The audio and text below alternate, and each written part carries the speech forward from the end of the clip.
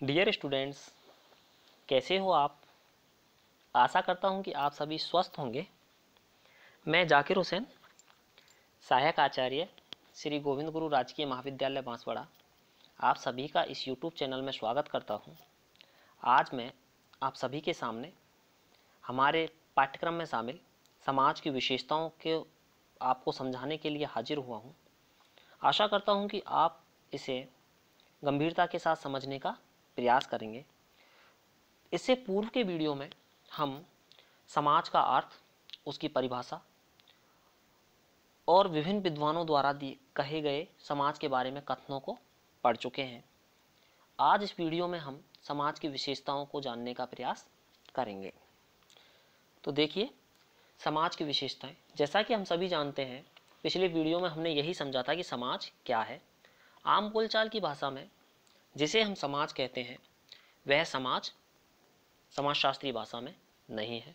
समाजशास्त्रीय भाषा में सामाजिक संबंधों के जाल को समाज कहा जाता है। और इस समाज की कुछ विशेषताएं हैं जो इस प्रकार हैं। समाज सामाजिक संबंधों का जाल है। समाज में सामाजिक अंतःक्रिया का होना आवश्यक है। समाज में पारस्परिक जागरूकता पाई जाती है। समाज अमूर्त होता है। समाज में समानता एवं असमानता दोनों पाई जाती हैं। समाज में सहयोग और संघर्ष पाया जाता है। समाज अन्योन्याश्रितता पर आधारित है। समाज सदैव परिवर्तनशील एवं जटिल व्यवस्था है। समाज मनुष्यों तक ही सीमित नहीं है। इसके अलावा और भी विशेषताएं हैं। हम केवल इन्हीं विशेषताओं को पढ़ने का प्रयास करेंगे और इन सभी विशेषताओं को जो हमने अभी पढ़ी, जो हमने अभी लिखी, उन विशेषताओं में एक एक विशेषता को हम ध्यान से पढ़ने का प्रयास करते हैं। ठीक है, अब देखें, सबसे पहले समाज सामाजिक संबंधों का जाल है। जैसा कि मैं आपको पहले ही बता चुका हूँ, आम बोलचाल की भाषा में व्यक्तियों के समूह को क्या कहा गया है? समाज। लेकिन समाजशास्त्र में व्यक्तियों के बीच पनपने वाले सामाजिक संबंधों के संगठित रूप को ही समाज माना गया है। यानी कि व्यक्तियों के समूह को जो हम समाज कह देते हैं वह समाजशास्त्रीय भाषा में समाज नहीं है। कई बार बोल चुका हूँ मैं, 10-20 बार तो ये बता चुका हूँगा कि व्यक्तियों का समूह समाजशास्त्रीय भाषा में समाज नहीं है। समाजशास्त्रीय भाषा में सामाजिक संबंधों का संगठित रूप ही क्या है? समाज है। सामाजिक संबंध ही समाज का प्रमुख आधार है। कई बार प्रश्न कंपटीशन में पूछता है कि समाज का प्रमुख आधार है, तो उसमें दे देता है व्यक्तियों का समूह, सामाजिक संबंध, आर्थिक संबंध, निम्न में से कोई नहीं।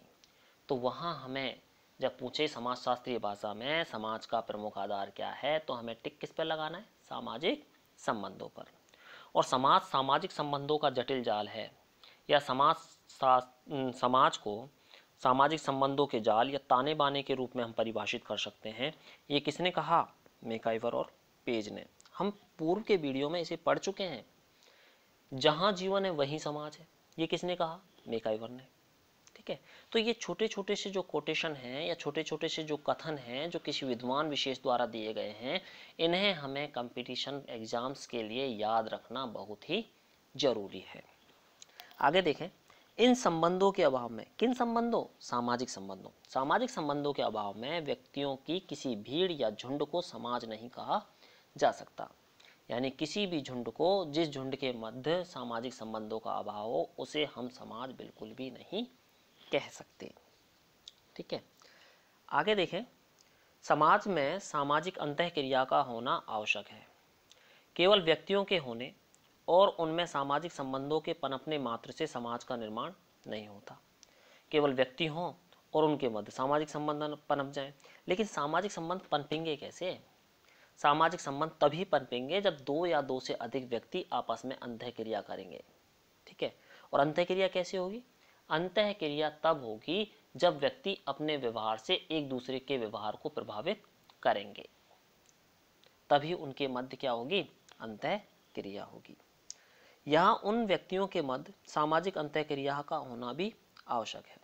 उन व्यक्तियों के मध्य सामाजिक अंतःक्रिया का होना आवश्यक है। अगर उनके मध्य सामाजिक अंतःक्रिया नहीं होगी तो समाज का निर्माण, सामाजिक संबंध नहीं पनप सकते, और सामाजिक संबंध नहीं पनप सकते तो समाज का निर्माण कतई नहीं हो सकता।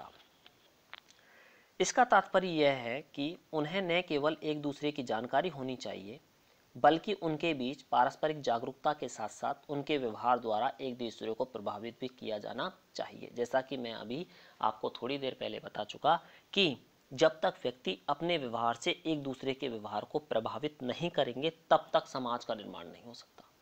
क्योंकि जब वो एक दूसरे को अपने व्यवहार से प्रभावित करेंगे तो उसके माध्यम से उनके मध्य सामाजिक संबंध पनपेंगे, और सामाजिक संबंधों से क्या होगा? समाज का निर्माण होगा।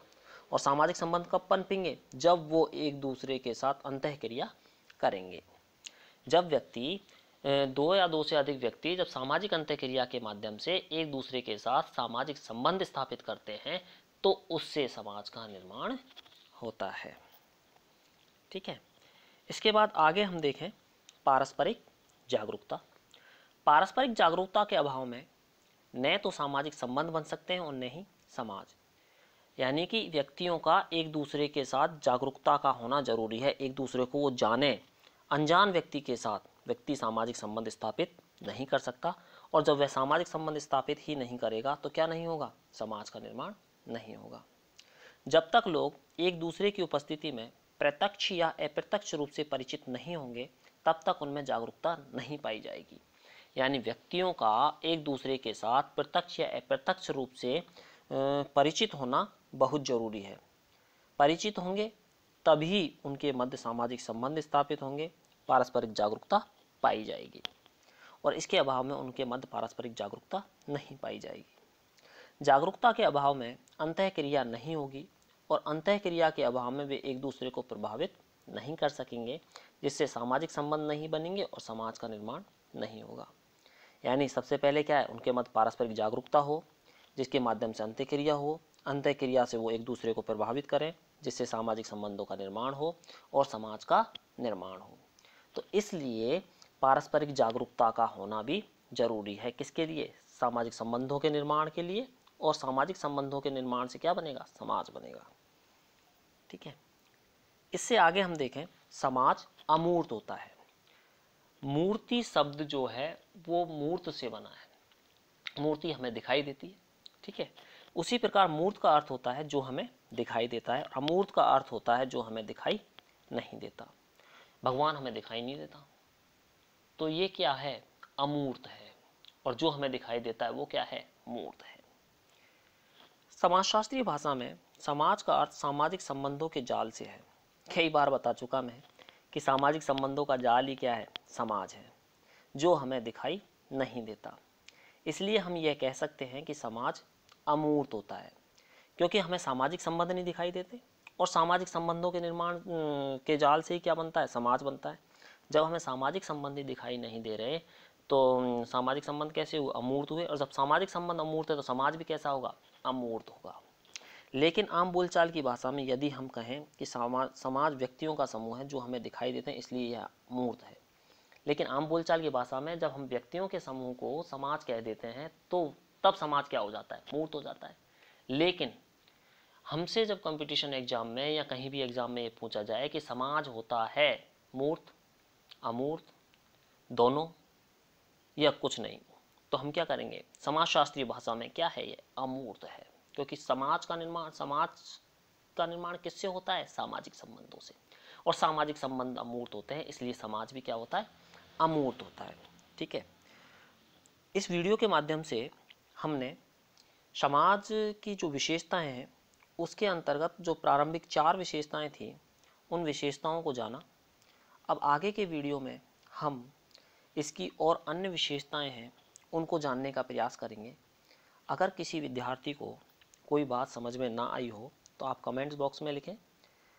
अतिशीघ्र कोशिश की जाएगी कि आपकी जो समस्या है उसका सॉल्यूशन दिया जा सके। तब तक के लिए धन्यवाद, शुक्रिया।